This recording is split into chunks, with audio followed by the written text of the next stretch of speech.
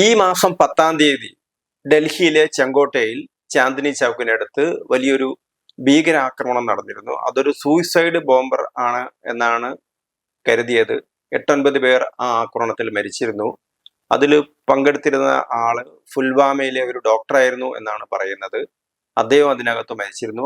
ഒരു കാറിലായിരുന്നു സ്ഫോടനം ഉണ്ടായിരുന്നത്. അത് മാധ്യമങ്ങളൊക്കെ തന്നെ റിപ്പോർട്ട് ചെയ്താണ്.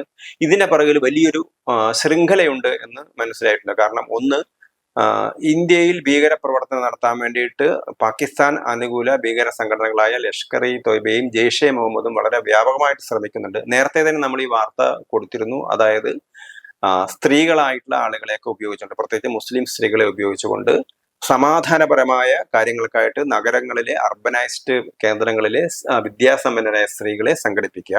അത് മതപരമായ കാര്യങ്ങളായിരിക്കും. തികച്ചും നിരുപദ്രവമായ രീതിയിൽ, ഭീകരവാദ പ്രവർത്തനത്തിനൊന്നും യാതൊരു ബന്ധമില്ലാത്ത രീതിയിലുള്ള മതപരമായ പ്രവർത്തനമാണ് ആദ്യഘട്ടത്തിൽ അവർ തുടങ്ങുക. പിന്നീട് അവരെ ഭീകര പ്രവർത്തനമായിട്ട് ബന്ധിപ്പിക്കാനുള്ള ഒരു പരിപാടിയാണ് ജെയ്ഷെ മുഹമ്മദ് പോലുള്ള സംഘടനകൾ തുടങ്ങിയത് എന്നുള്ള വാർത്തകളാണ് അന്ന് പുറത്തു വന്നത്. ഒരു സംഘടനയുടെ പേരും, അതിനായിട്ട് രൂപീകരിച്ച ഒരു സംഘടനയുടെ പേരും പുറത്തുവിട്ടിരുന്നു. ഇപ്പോൾ ഇതാ ഏറ്റവും ഒടുവിലായിട്ട് നവംബർ 10-നാണ് ചെങ്കോട്ടയിൽ സ്ഫോടനം നടന്നത്. അത് വൈറ്റ് കോളർ ഭീകരവാദത്തിന്റെ ഭാഗമായിട്ടാണ് എന്നാണ് ഇപ്പം പുറത്തു വരുന്ന വാർത്തകളൊക്കെ. അതായത് കുറച്ചുകൂടി വിദ്യാസമ്പന്നരായ ആളുകളെയൊക്കെ സംഘടിപ്പിക്കുക, അവരിലൂടെ ഭീകര പ്രവർത്തനം നടത്തുക എന്നുള്ളതാണ്.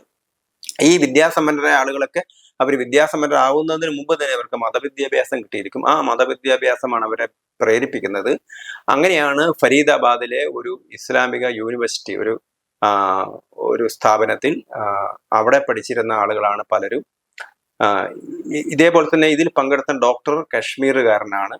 അങ്ങനെ ഉള്ള ഒരു പശ്ചാത്തലത്തിലാണ് ഇപ്പോ കശ്മീരിൽ വളരെ ജാഗരൂകരായിട്ട് പോലീസ് പ്രവർത്തിക്കാൻ തുടങ്ങിയിരിക്കുന്നത്.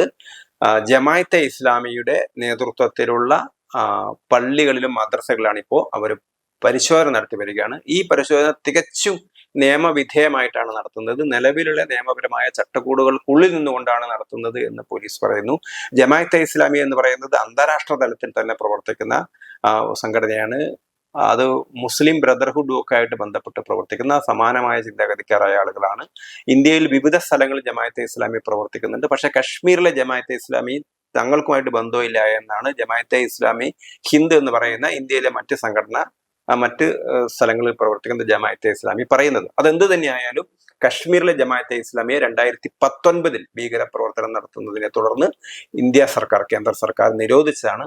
ആ ജമാഅത്തെ ഇസ്ലാമിക്ക് സ്വാധീനമുള്ള പള്ളികളിലും മദ്രസകളിലാണ് ഇപ്പോൾ അവര് വിശദമായ പരിശോധനകൾ നടത്തുന്നത് കാശ്മീരിലെ പോലീസ്. ഈ പരിശോധനകൾക്ക് നിയമവിധേയമായിട്ട് തന്നെയാണ് നടത്തുന്നത് എന്നവർ പറയുന്നു. വളരെ ആഴത്തിൽ തീവ്രവാദത്തെ ഇല്ലാതാക്കുകയാണ്. കാരണം കേന്ദ്ര സർക്കാർ നിരവധി പദ്ധതികളിലൂടെ കാശ്മീരിൽ ഏതാണ്ട് തീവ്രവാദം ഇല്ലാതായി വന്നതാണ്. പക്ഷെ പാകിസ്ഥാനെ സംബന്ധിച്ചിടത്തോളം ഇന്ത്യയിൽ എപ്പോഴും കുഴപ്പമുണ്ടാക്കുക എന്നുള്ളതാണ് പാകിസ്ഥാന്റെ ആവശ്യം. ആ പാകിസ്ഥാൻ അനുകൂല തീവ്രവാദ സംഘടനകളാണ് ഇന്ത്യയിൽ പ്രവർത്തിക്കുന്നത്. ആ സംഘടനകളുടെ ഭാഗമായിട്ടാണ് ഇപ്പോ അവര് ഇത്തരത്തിലുള്ള ഭീകരവാദ പ്രവർത്തനം നടത്തുന്നത്. വളരെ വ്യാപകമായ റെയ്ഡാണ് പോലീസ് നടത്തുന്നത്. നിരവധി പള്ളികളിലും അതേപോലെ തന്നെ മദ്രസകളിലാണ് അവർ പരിശോധന നടത്തിയിരിക്കുന്നത്. ഇവർ നടത്തിയിരിക്കുന്ന പരിശോധന വടക്കൻ കാശ്മീരിലെ ഹന്ദ്വാര, അതുപോലെ തന്നെ സെൻട്രൽ കാശ്മീരിലെ ശ്രീനഗർ, ബുദ്ഗാം, അതുപോലെ തന്നെ തെക്കൻ കാശ്മീരിലെ അനന്തനാഗ്, കുൽഗാം, ഷോപ്പിയാൻ, അവന്തിപുര, പുൽവാമ തുടങ്ങിയ തെക്കൻ കാശ്മീരിലെ സ്ഥലങ്ങളിലൊക്കെയാണ് പരിശോധന നടത്തിയിരിക്കുന്നത് എന്നാണ് പോലീസ് പറയുന്നത്.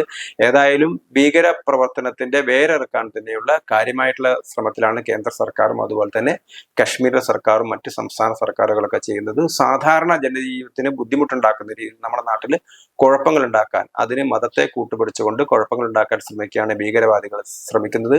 ആ ഭീകരവാദികളുടെ പ്രവർത്തനത്തെ അതിശക്തമായിട്ട് അടിച്ചമർത്താനാണ് കേന്ദ്ര സർക്കാരും മറ്റ് സംസ്ഥാന സർക്കാരുകളും ചേർന്ന് ശ്രമിക്കുന്നത്.